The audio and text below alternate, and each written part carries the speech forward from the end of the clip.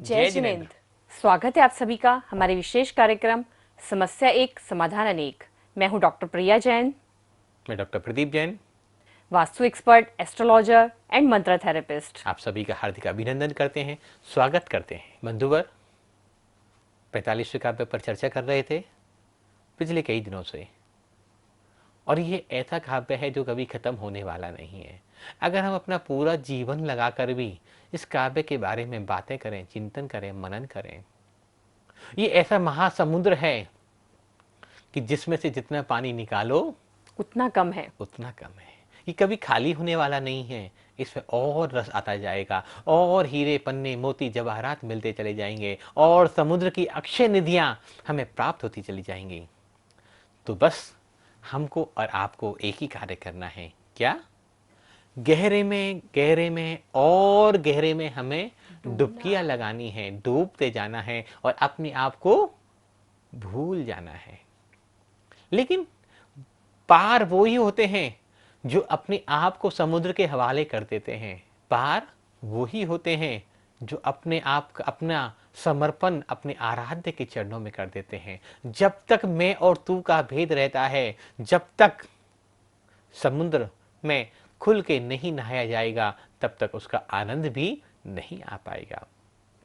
उच्चारण संबंधी कुछ बातें होती हैं यहाँ, आज इस पर बात करेंगे। एक कि ओम ह्रीम भगवते भय भीषण हराय नमः। मंत्र को पढ़ने का सही तरीका क्या होना चाहिए? क्या मानसिक जाप करना चाहिए या वाचनिक जाप करना चाहिए? मानसिक जाप श्रेष्ठ माना जाता है, इसमें कोई शक ही नहीं है, कोई डाउट नहीं है। लेकिन हम संसारी और ग्रस्त प्राणी हैं। जब हम मानसिक जाप करते हैं तो दिमाग में, हमारे मन और मस्तिष्क में तरह तरह के विचार चलते रहते हैं। हमारा मन भटक जाता है। कभी हम व्यापार की सोचने लग जाते हैं, कभी परिवार की सोचने लग जाते हैं, कभी बच्चों की सोचने लग जाते हैं, कभी अन्य अन्य समस्याओं पर फोकस करने लग जाते हैं। लेकिन जब वाचनिक जाप पुस्तक को हाथ में लेकर किया जाता है तो हमारी सारी सेंस, हमारी सारी इंद्रियां, पांचों इंद्रियां कहें तो उस किताब पर, उस मंत्र के जाप करने में, उसको स्मरण करने में लग जाती हैं। तो जब भी हम मंत्रों का जाप करें, धीमी, मध्यम और मधुर आवाज में करें। एक बार हम आपको उच्चारण करके सिखाते हैं कैसे आपको इसकी जाप करनी है। ओम नमो भगवती शुद्रोपद्रव शांतिकारिणी रोग कष्ट जरोपशमनम शांतिम कुरु कुरु स्वाहा। ओम ह्रीं भगवते भय भीषण हराय नमः। आराम से, कम आवाज में, लयबद्ध तरीके से अगर किसी भी मंत्र का उच्चारण किया जाए तो वो मंत्र निश्चित ही हमारे सारे शरीर के चक्रों को हील करेगा, हमारे आवामंडल को हील करेगा और हमारी सारी रोग, दुख और व्याधियों को दूर कर हमें परम पद की प्राप्ति करवाएगा। कुछ लोग इतनी जल्दी से मंत्र पढ़ते हैं कि आधा मंत्र बोला जाता है और आधे को गायब कर देते हैं। ये मंत्र पढ़ने का बिल्कुल गलत तरीका है। कुछ लोग बहुत स्लो बोलते हैं, कुछ लोग बहुत जल्दी बोल जाते हैं। लेकिन मंत्रों को अगर सही से उच्चारण किया जाए तो निश्चित ही हमें इसका आराम मिलने लगेगा। कल एक कॉल आता है बड़े सज्जन का। वो कहते हैं कि दवाइयाँ तो हमारे शरीर के अंदर जाती हैं इसलिए काम करती हैं। दवाइयाँ तो हमारे शरीर के अंदर जाती हैं इसलिए काम करती हैं, तो मंत्र कैसे काम करते हैं? बहुत साधुवाद देना चाहूँगा इतने सुंदर सवाल करने के लिए। कैसे काम करती हैं निश्चित ही मैं बताना चाहूँगा अपनी तरफ से। पहले तो समझना होगा कि दवाइयाँ कैसे बनती हैं। दवाइयाँ कैसे बनती हैं, मैंने कल भी बताया था कि दवाइयाँ डिफरेंट सॉल्ट को, डिफरेंट केमिकल्स को इकट्ठा कर एक सिस्टम बना दिया जाता है। टैबलेट, गोली और कैप्सूल का रूप दे दिया जाता है। लेकिन मैंने उनसे एक सवाल किया कि बंधुवर, आप ये बताइए कि जब सिर में दर्द होता है, पैर में दर्द होता है, आंख में दर्द होता है, कान में दर्द होता है, मुंह में दर्द होता है, तो दवाइयाँ कहाँ ली जाती हैं? मुंह में ली जाती हैं। तो कैसे पता चलता है कि सिर के दर्द को ठीक करना है दवाई को, या पैर के दर्द को, या पेट के दर्द को, या कमर के दर्द को? क्या वो इतनी इंटेलिजेंट होती है कि उसको अपने आप पता चल जाता है? आपने तो सिर्फ मुंह से खाई और पेट के अंदर चली गई। उसको इतनी इंटेलिजेंसी है कि उसे पता है कि आपको कहाँ दर्द हो रहा है, और उस दर्द के अंदर धीरे धीरे आपको आराम भी मिलने लगता है। लेकिन वो दर्द वही होता है, 2 4 6 घंटे बाद आपको फिर लगता है कि मैं अभी भी, मेरे को अभी भी दर्द है, फिर मुझे दवाई लेनी होगी, फिर मुझे मेडिसिन लेनी होगी। और ये क्रम ऐसा ही चलता रहता है, चलता रहता है, और लोगों की लाइफ निकलती रहती है। तो दवाइयाँ क्या काम करती हैं? पहले तो अनअवेयर करती हैं। वो दर्द वही है, वो आपको बस दर्द के प्रति क्या कर दिया, अनकॉन्शियस कर दिया कि वो दर्द वहां पर नहीं है। थोड़ी देर के लिए सिर्फ सिर्फ आपको लगता है कि वो दर्द खत्म हो गया, लेकिन दर्द वही होता है। दूसरी बात, दवाइयाँ हमारे खून में जाकर, ब्लड में जाकर घुल जाती हैं। ब्लड के माध्यम से हमारे ब्रेन तक सिग्नल पहुंचता है, और सिग्नल जब ब्रेन तक पहुंचता है तो वो हमारी पूरी बॉडी में, पार्ट्स में कहीं भी पेन, तकलीफ, दर्द और पीड़ा होती है तो उसको वो हील कर देता है। तो मैं सभी से पूछना चाहता हूँ कि एक डेड सॉल्ट, जितने भी द्रव्य पाए जाते हैं वो मृत अवस्था में ही पाए जाते हैं, वो जीवित तो होते ही नहीं है। जीवित क्यों नहीं है? क्योंकि अगर कोई भी कैल्शियम, कोई विटामिन, कोई प्रोटीन अगर प्रकृति में किसी रूप में पाया गया है, किसी चीज से हमने प्राप्त किया है, अगर आज वो 100 ग्राम है तो कल भी 100 ग्राम ही रहेगा, परसों भी 100 ग्राम रहेगा, और 1 लाख साल बाद भी 100 ग्राम रहेगा। वो बढ़ने वाला नहीं है, घट तो सकता है। तो नॉन लिविंग थिंग है, जितनी भी चीजें हैं नॉन लिविंग थिंग, कि ये रूप मूल रूप से जितनी हैं उतनी ही रहेंगी, इनमें जीवन नहीं पाया जाता। जब एक मृत पदार्थों के माध्यम से हम शरीर का उपचार कर सकते हैं, तो क्या इन जीवंत मंत्रों के माध्यम से जो शाश्वत हैं, जो जागृत हैं, जो हर क्षण, हर पल हमारे शरीर में एक नई ऊर्जा, एक नई एनर्जी, एक नई कंपन पैदा कर रहे हैं, जो हमारे पूरे ब्रेन को, सिस्टम को ठीक कर रहे हैं, जो हमारे शरीर के सिस्टम को ठीक कर रहे हैं, जो हमारे चक्रों को, जो हमारे ऑरा को, हमारी बॉडी के ऑर्गन्स को ठीक कर रहे हैं, तो क्या ये शब्द और ये बीजाक्षर हमें स्वस्थ नहीं कर सकते? अवश्य कर सकते हैं। दूसरी बात हमें यहां समझते हैं कि बीमारी का मूल कारण क्या है, रोग का मूल कारण क्या है। आप अस्वस्थ हैं तो आप अस्वस्थ नहीं है, आपका शरीर अस्वस्थ है। तो शरीर ने क्या गलतियां करी कि आपको या किसी भी व्यक्ति को कैंसर जैसी बीमारी हुई, लीवर खराब हुआ, पैरालिसिस हुआ, या अन्य अन्य कोई समस्याएं हुई? तो शरीर का क्या दोष रहा उसमें? हमने पिछले कई वर्षों में देखा कि पहले तो बड़े एज की व्यक्तियों में कैंसर जैसी बीमारियां मिलती थी, लेकिन आज 6 महीने, 3 महीने, 5 साल, 2 साल के छोटे छोटे बच्चों को भी कैंसर जैसी बीमारियां जन्म से ही आ रही हैं।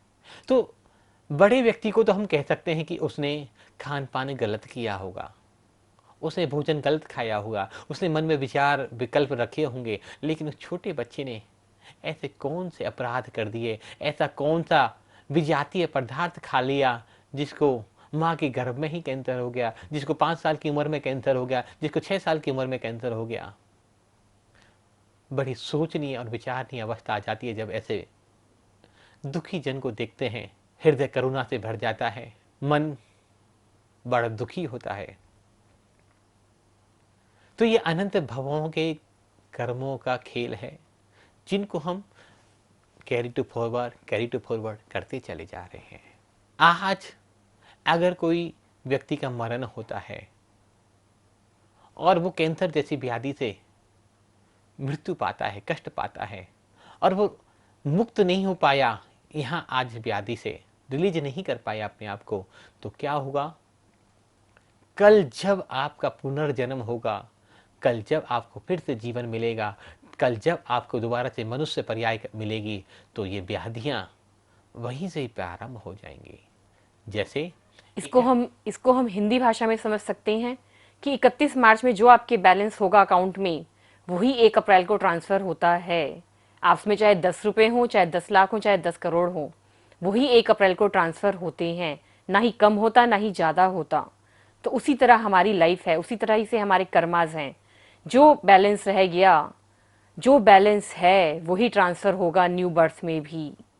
अगर आपने बैंक से लोन ले रखा है तो 31 मार्च को जब वो बैलेंस ट्रांसफ़र होगा तो उससे ब्याज और लग जाएगा, तो उस रकम और बढ़ जाएगी। अगर आपके अकाउंट में बैलेंस है, आपने बहुत सारा पैसा जमा करा रखा है, ऐसा मान सकते हैं कि पुण्य का खाता बढ़ा हुआ है आपका, और आपने अकाउंट में बहुत सारा पैसा जमा है, तो जब अगला वर्ष आएगा, जब 1 अप्रैल आएगा आपके जीवन का, तो वहाँ भी ब्याज लग के मिलेगा, आपके पुण्य कर्म और बढ़ जाएंगे। लेकिन अगर पाप का खाता बढ़ा हुआ है और आपके खाते में माइनस में बैलेंस चल रहा है, तो जब आपका रीबर्थ होगा, न्यू जन्म होगा, और 1 अप्रैल आपके जीवन का फिर से दोबारा से आने वाला होगा, क्लोजिंग होगी, और क्लोजिंग के बाद जब नया फाइनेंशियल ईयर शुरू होगा, या आपका नया जन्म होगा, या किसी भी व्यक्ति का जब भी जन्म होगा और वो लोन से, कर्ज से पीड़ित रहा, तो निश्चित ही ब्याज की अमाउंट लगकर भी वो कर्ज और बढ़ जाएगा। आज मेरे अकाउंट में पुण्य का खाता बढ़ा हुआ है और मेरे खाते में, मेरे अकाउंट में, मेरे कर्म के खाते में 20 लाख रुपए का बैलेंस है, तो अगर मैं 20 साल बाद जब इसका पुण्य का उदय आएगा तो ये 20 लाख रुपए भी 2 करोड़ रुपए बन जाएंगे। और यही कर्म श्रृंखला दिन प्रतिदिन बढ़ती और घटती रहती है, यही कर्म श्रृंखला चलती रहती है। तो 2 साल के बच्चों को, 3 साल के बच्चों को, 5 साल के बच्चों को, छोटे छोटे बच्चों को गर्भ में ही जिनको कैंसर जैसी व्याधियां हो जाती हैं, किडनी जैसी बीमारी, किडनी फेलियर जैसी समस्या हो जाती हैं, हार्ट में ब्लॉकेज आ जाती है, हार्ट में छेद हो जाता है, लीवर खराब हो जाते हैं, तो निश्चित ही हमारे पूर्व जन्म के कर्मों का उदय ही है। तो हमें उसको हील करना होगा, हमें उसको ठीक करना होगा। हमें समझना होगा कि कोई भी व्यक्ति हमारे आसपास जानकारी में, हमारी ज्ञात अवस्था में है, तो हम सबसे पहले उसकी काउंसलिंग करें, मंत्र जाप सुनाएं, बताएं, परमात्मा से उसका ध्यान लगाएं, जिसको जैन दर्शन में समाधि कहा है, संलेखना कहा है। अगर व्यक्ति होश पूर्वक अपने आप को बदल ले और मृत्यु के उन क्षणों में भगवान ऋषभदेव प्रभु का, तीर्थंकर भगवंतों का, अपने गुरु भगवंतों का स्मरण कर ले, तो रोग से पीड़ित व्यक्ति भी मोक्ष धाम को पा सकता है। इस मंत्र की दूसरी लाइन थी, ओम ह्रीम भगवते भय भीषण हराय नमः। ओम ह्रीम भगवते भय भीषण हराय नमः। कोई भी व्यक्ति मरना नहीं चाहता, कोई भी व्यक्ति अपनों को खोना नहीं चाहता, कोई भी व्यक्ति गरीब नहीं होना चाहता, कोई भी व्यक्ति दुख पाना नहीं चाहता, हर व्यक्ति डरा हुआ है। तो क्या करना चाहिए? आचार्य भगवंतों ने उसका उपाय दिया कि इस मंत्र का जाप करें, ओम ह्रीम भगवते भय भीषण हराय नमः। ओम ह्रीम भगवते भय भीषण हराय नमः। कि मेरे जीवन में जितने भी भय हैं, मृत्यु का भय, नाम खोने का भय, परिवार खोने का भय, अपने को खोने का भय, धन खोने का भय, मैं आज उन सभी भयों पर विजय प्राप्त करता हूँ। और जब डर पर विजय प्राप्त कर ली जाती है, जब मृत्यु का डर खत्म हो जाता है, जब मृत्यु का भय खत्म हो जाता है, जब जीवन को आगे बढ़ाने की इच्छा ही रहती है, तब रोग, कष्ट और बीमारियां अपने आप पलायन करने लग जाती हैं। जब तक ये डर रहेगा कि मैं मरने वाला हूं, मैं मरने वाला नहीं हूं। क्यों? क्योंकि मैं तो पंच तत्व से बना हुआ एक शरीर हूं। आत्मा अजर अमर है। मृत्यु के बाद ये शरीर पंच तत्व में मिल जाएगा और आत्मा अपने धाम पर पहुंच जाएगी। तो ये तो शरीर का परिवर्तन है, ये तो देह का परिवर्तन है। और संसार में जो भी आया है वो मृत्यु को प्राप्त होकर ही वापस गया है। ऐसा संसार में कोई भी व्यक्ति नहीं है बंधुवर, ऐसा संसार में कोई व्यक्ति नहीं है महानुभाव कि जो जीवित वापस लौट के आया हो। जो आया है वो वापस ही जाएगा। वो वापस जरूर जाएगा। तभी 12 भावना में कहा गया, राजा राणा छत्रपति हाथिन के असवार, मरना सबको एक दिन अपनी अपनी बार। दल बल देवी देवता मात पिता परिवार, मरती बिरिया जीव को कोई न राखन हार। और तीसरी बात कही उन्होंने, आप अकेला अब तरे, मरे अकेला होए, या कहूँ या जीव को साथी सगा न कोई। अगर साथी सगा इस जीव का है तो सिर्फ एक ही है, वो हमारे अपने कर्म। हम जितने पुण्य कर्म करेंगे वो हमारे साथ जाएंगे, जितने पाप कर्म करेंगे सब हमारे साथ चलते चले जाएंगे। हमें अपने कर्मों को देखना है, अपने आज को सुधारना है, कल की चिंता नहीं करनी है। जब हम अपने आज को बदल देंगे तो कल तो अपने आप अच्छा हो जाएगा। अगर हम अपने आज को बिगाड़ते हैं तो निश्चित है कि हमारा कल भी बिगड़ता चला जाएगा, फिर सुधारने का कोई तरीका नहीं है। हमें अभी पर फोकस करना है, अभी पर ध्यान देना है, आज पर ध्यान देना है, अपने आप को जानना है, समझना है और एक कर्म सत्ता के सिद्धांत को जानना है। जब तक हम दुर्व्यसनों में फंसे रहेंगे, जब तक मांस मदिरा का सेवन करते रहेंगे, जब तक हम सप्त व्यसनों में फंसे रहेंगे, तब तक हमारे आगे का रास्ता भी प्रशस्त नहीं हो सकता। तो सबसे पहले 5 पापों का त्याग नहीं कर पाए तो उससे पहले सबसे ज्यादा जरूरी है सप्त व्यसनों का त्याग। जब सप्त व्यसनों का त्याग हो जाएगा, जब शारीरिक शुद्धि होगी, जब आत्मा की शुद्धि होगी, तो आप 5 पापों का भी त्याग जरूर कर पाएंगे और 5 महाव्रतों को धारण कर पाएंगे। जब हम सप्त व्यसनों का त्याग करेंगे तो हमारे शरीर की शुद्धि होगी, आत्मा की शुद्धि होगी, आत्मा की निर्मलता होगी और हम 5 पापों को भी त्याग कर पाएंगे, 5 महाव्रतों को धारण कर पाएंगे, जिससे आने वाला कल हमारा सुरक्षित होगा। तो हमें इस मंत्र के माध्यम से जानना है, सीखना है, प्रभु से प्रार्थना करनी है कि हे परमपिता परमात्मा, मैं अपने सारे रोग, कष्ट, पीड़ा, मैं अपनी सारी बुराइयां, मैं अपनी सारी नेगेटिव एनर्जियां तुम्हारे चरणों में समर्पित करता हूं, समर्पित करता हूं, समर्पित करता हूं। और मैं आज अपने जीवन में जितने भी मेरे मन में डर हैं, वो नाम खोने का, परिवार खोने का, पैसा खोने का, मरने का, बहुत कुछ पीछे छूट जाने का, उस सभी को तुम्हारे चरणों में उस भय को छोड़ देता हूं। ओम ह्रीम भगवते भय भीषण हराय नमः। ओम ह्रीम भगवते भीषण हराय नमः।